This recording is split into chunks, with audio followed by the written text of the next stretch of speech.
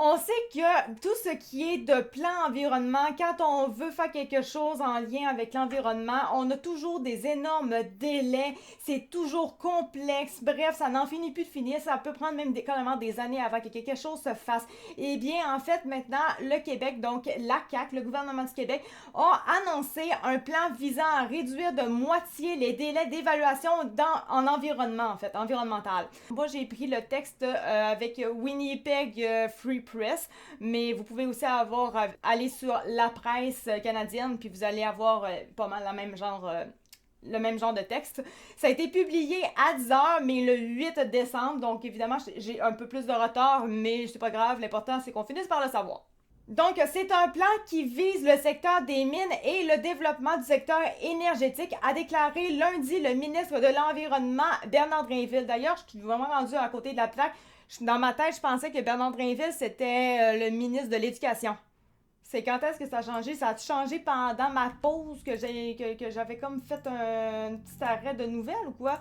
C'est vraiment quand même neuf, là. C'est depuis le 10 septembre 2025. OK, dans le fond, je pense que c'était durant ma pause. Tout simplement. J'ai demandé pourquoi est-ce qu'il n'est plus ministre de l'Éducation, puis c'est qui a pris sa place. En fait, Bernard Drinville, il ne l'est plus en raison de controverses entourant ses décisions, notamment des coupes budgétaires imposées au réseau scolaire cet été. Et là, maintenant, c'est Sonia Lebel qui a été nommée. Ancienne présidence du Conseil du Trésor, elle succède... OK. Ah ben, écoute, je n'étais pas au courant. Je suis désolée, gang, moi, là, écoute, là, je savais pas. Donc, bref, Bernard Drinville, maintenant le ministre de l'Environnement, il a décidé en fait que ce plan-là allait vraiment viser pour les grands projets tels que les mines et le développement du secteur énergétique. Il a précisé que les gains de temps proviendront de la simplification du processus pour l'industrie et le gouvernement sans pour autant compromettre les normes. Il a indiqué que les délais pour réaliser une évaluation environnementale passera de 13 à 18 mois actuellement à 9 mois. OK, donc normalement c'est 13 à 18 mois et là ça serait de 9 mois. C'est ce que j'en comprends. OK. L'évaluation est une étape obligatoire qui permet d'évaluer l'impact environnemental de certaines catégories de grands projets, notamment dans les secteurs de l'énergie, de l'industrie, des mines et des transports. Les prometteurs du projet doivent soumettre une étude impact qui est ensuite analysée par les experts du ministre de l'Environnement et le Bureau de consultation publique environnementale. Le ministre de l'Environnement soumet alors une recommandation au gouvernement qui décide de la faisabilité du projet et, le cas échéant, des conditions à y imposer.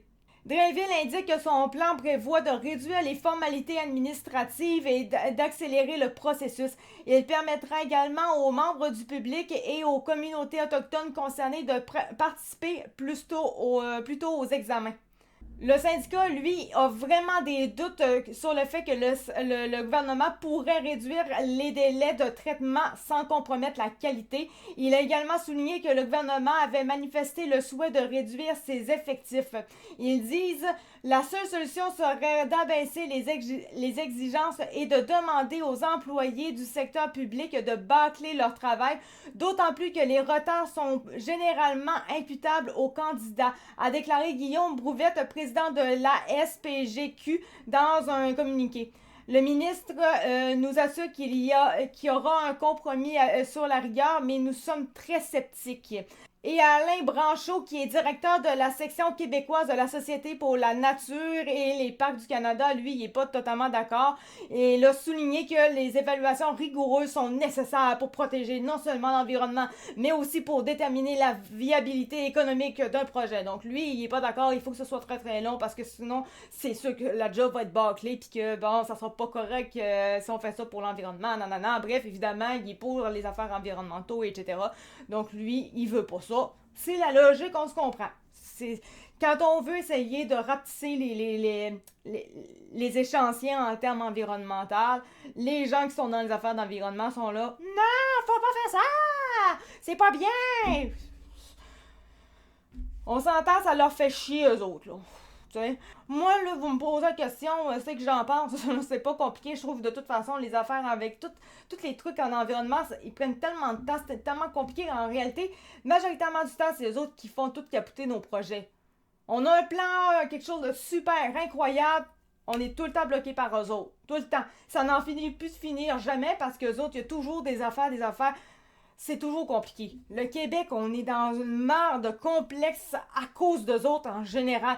Ok, oui, je suis d'accord qu'il faut quand même préserver un peu les affaires environnement. Mais quand c'est rendu que ça prend des années, jusqu'à 18 mois pour arriver à une affaire, le projet il est pas commencé, là. T'es juste en train de regarder, là. T'as pas fini, là. Ça finit plus de finir. C'est pour finalement faire, ben on va rien faire, on a mis de l'argent là-dedans pour faire des recherches, explorer, pour avoir un éventuel projet qui va arriver. Mais finalement, on va tout arrêter ça. Fait qu'on a tout payé, toute l'exploration, les études, ça a tout coûté cher pour rien faire parce que le monde en environnement sont toujours contre tout, de toute façon. Moi, là, ça, là, ok, il en faut, mais faut pas exagérer non plus. Bref, voilà, c'est ça. Donc, c'est tout pour cette vidéo-là. Bref, merci de m'avoir écouté. C'était Actu4 de True Fact et on se retrouve pour une prochaine vidéo. Merci, ciao, bye!